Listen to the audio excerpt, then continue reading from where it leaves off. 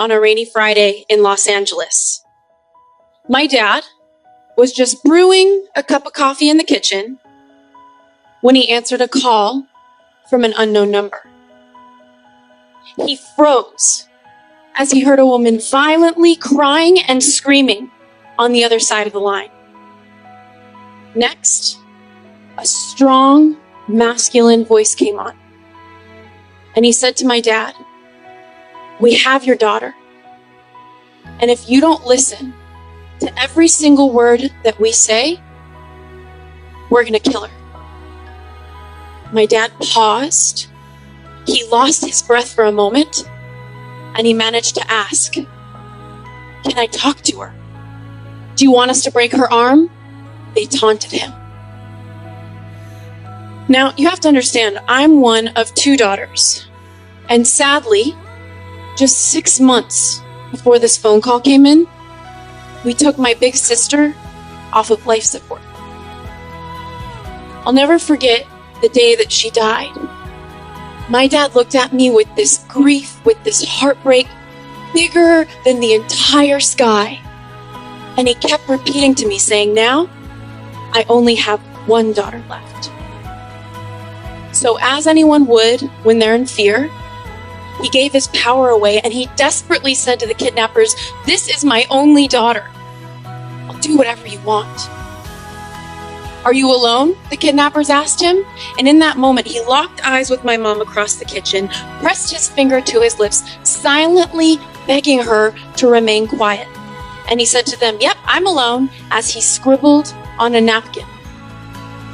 He wrote, "Go outside, quiet, call 911, Ashley's been kidnapped." My sweet mom, she hurried outside with her hands trembling and she managed to call 911. Meanwhile, my dad was being commanded by the kidnappers. "Get in your car," they said to him. "You're going to the bank, you're keeping us on the phone, and you're going to pay a ransom. And if you don't cooperate, we'll be sending you her body parts in the mail." My mom let the police know to meet her at the bank, and she tiptoed in the car so that they wouldn't hear her. The conversation in the car to the bank was all over the place. In 1 minute, they were asking my dad how his day was. In the next minute, they were threatening to rape me. They pulled up at the bank, and my mom went to meet the police officer. And meanwhile, my dad stiffly walked into the bank with his phone on in his pocket, as promised, so that the kidnapper could hear him wiring the funds.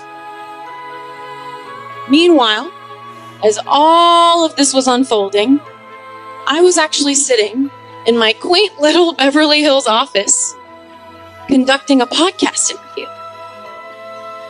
I remember throughout the conversation with my guest, kind of seeing my phone light up across my desk and not thinking much of it. And it wasn't until my guest left that I saw a slew of missed calls. And more simply, I saw one text message that I'll never forget. It said, "This is the police. I'm with your family. Please call." Now, in my early 20s, I worked in counterterrorism at the Pentagon in Washington, D.C. So believe me when I tell you that my imagination of what could go wrong is so colorful. But in that moment, I've never gotten a message like that, thinking that maybe whatever was on the other side of that text message was going to ruin my life. So I sat there and I mustered the courage to finally call. He said, "This is Officer Johnson. Is this Ashley?" I said, "Yes." He said, "Please confirm your name." I said, "This is Ashley Michelle Stahl. Is my family okay?" Next thing I knew, I heard commotion. He yelled across the bank to my dad, "Mr. Stahl, hang up the phone. She's on the line. It's a scam." I heard a ton of commotion, and then my dad grabbed the phone from the police officer. And he came onto the phone with me with a voice sounding more fragile than I've ever heard him before. And all he said to me was, "Is it you?" I said, "Yeah, it's me." And for the first time ever, I heard my dad break down and sob. He didn't sob like that when I was a little girl. I remember one of his businesses went under, and our family went through an incredibly hard time. And he didn't sob like that when I was in middle school. I came home one day, and he told me he had stage 3 cancer. And he didn't sob like that the day my big sister passed away. Never. He kept asking me if it was me, and I felt like I had to prove that it was. So I said, yeah, Dad, it's me. We dressed up as hot dogs together for Halloween. You love cheesecake. I just signed my book deal. It's me, Dad. And he met me with one question. He said, can you please just come home? So I was on my way, and I remember walking through the front door of my parents' house. My dad rushed over to me, and we hugged heart to heart. And I felt his pain in a way that I've never felt on another person. It was in that moment that I also realized that parents aren't superhumans, that they're just people, like you, like me, doing the best that they can. He walked me through the phone call from start to finish, and I couldn't believe that for 2 entire hours, he was living one reality while I was living a completely separate one. But knowing that the truth always leaves clues, I couldn't help but wonder, how did my super smart dad get so duped? And did the crying woman even sound like me? And how did he manage to give his power away so quickly to a bunch of strangers? So eventually I managed to ask him, did you ever doubt that this was real? And he gave an answer that we all tend to give when life corners us and we buy into fear. He said to me, I didn't think that there was another option. Thinking about that, he went on about how we get so scared and how somebody was screaming on the line and you don't really have time to think about that. And that totally made sense to me. But throughout the rest of the night, I sat there in so much sadness and some anger, looking at how traumatized. I'd never seen my 75-year-old dad so traumatized. Wondering, how could somebody do this to another person? And it was in that moment that something completely unexpected washed over me. And it was compassion. Not just for my dad, but for the fake kidnappers. I wondered, why would somebody choose a career path of scaring people like that and robbing them of their life savings? And the only answer I could come up with was, maybe they didn't think they had a better option. Or, maybe this is what their parents taught them, just like my parents taught me what was possible for me in my career. Or maybe they don't have the awareness that there's another way. Put simply, maybe this was the best that they thought they could do to get by, survive, and meet their needs in the world, and pay their bills. Often we kidnap ourselves from the lives that we actually want because we think a different path is going to help us survive, get by, pay our bills, or meet our needs in the world. I pulled out my journal and I wrote at the top of it, I'm my own kidnapper. I listed all of the ways over the years that I silenced the truth of what I actually want. All of the times that I took myself captive on soul-crushing journeys that I didn't even want to be on. I thought about how so many of us choose majors in college or career paths that we don't even want to be on because we think it's going to help us survive, get by, or meet our needs in the world. But it doesn't have to be that way. I encourage you to ask yourself, where am I kidnapping myself from the life that I really want? How am I giving away my power, getting into fear, just to meet my needs in the world? When we go into fear, we give away our power and we disconnect from who we really are and what we really want. But as a career coach, I've learned that there are 3 key steps that you can take right now to make what I love to call a U-turn, which is the decision to get out of fear and come home to yourself. So the first step is to do a self-audit. Really ask yourself, where am I holding myself captive? This means being honest with yourself about where you are, what's working for you, and what isn't. And if you think about it, we come into the world, our natural state is with so much love, creativity. Think about kids, they have inspiration. And yet over time, we're taught to fear.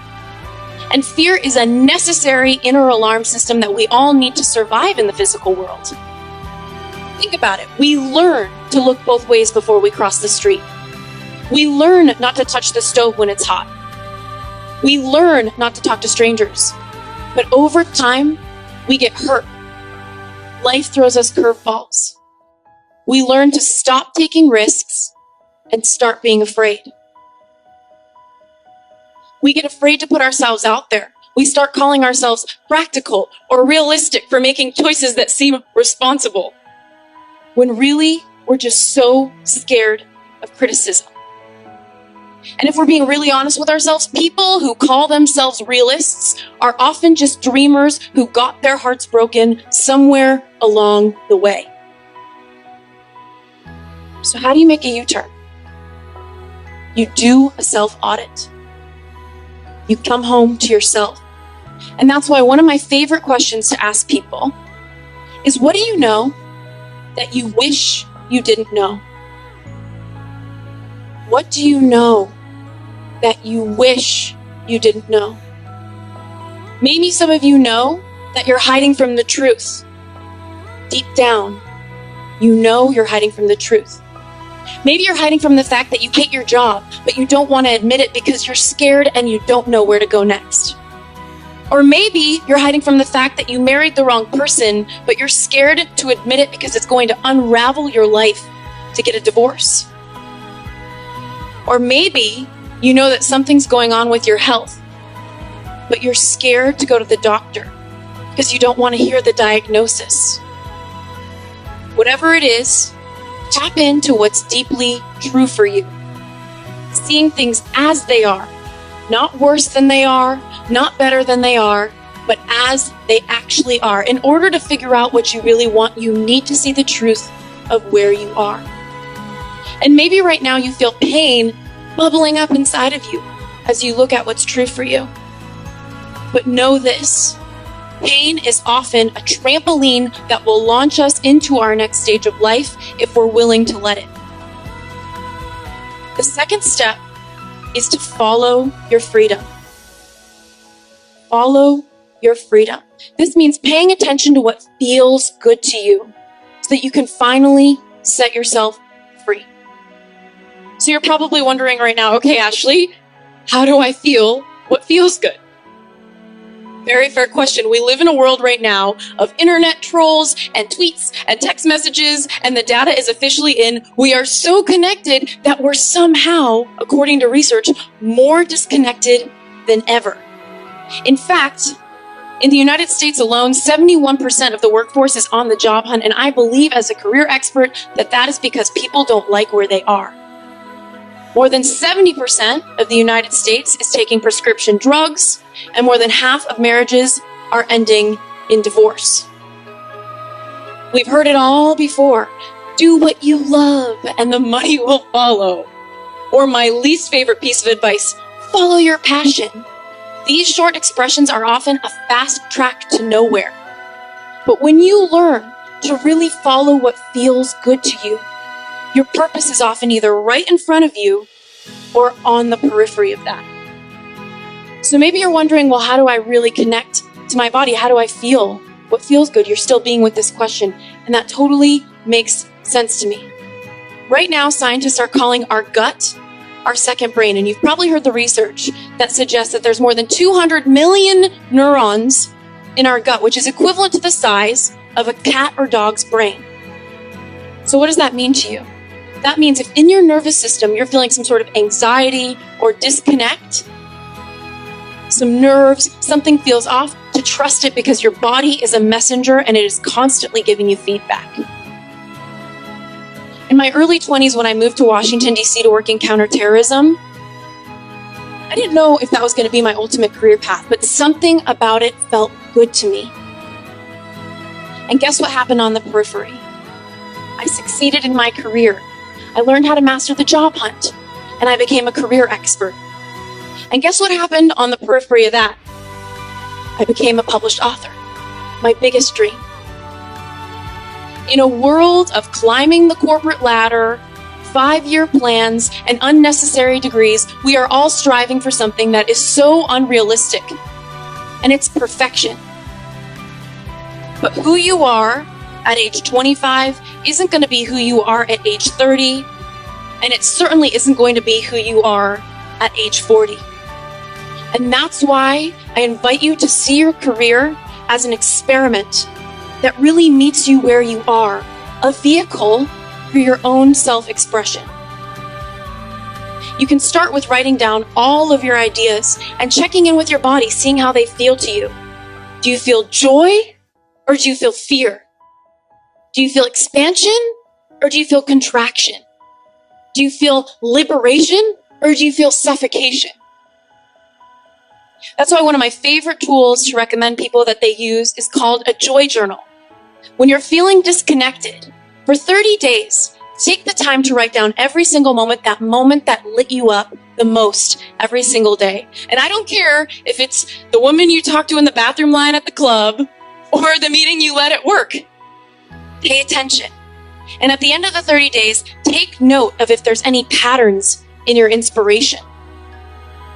Really ask yourself, what skill set am I using when I'm the most inspired? Because when you're in your inspiration, you're not being run or kidnapped by your fear. And the third step is to engage. So, needless to say, your cute little joy journal isn't going to get you that love interest that you've been pining over or that dream job that you really want. Action will. But perfectionism is the enemy of action.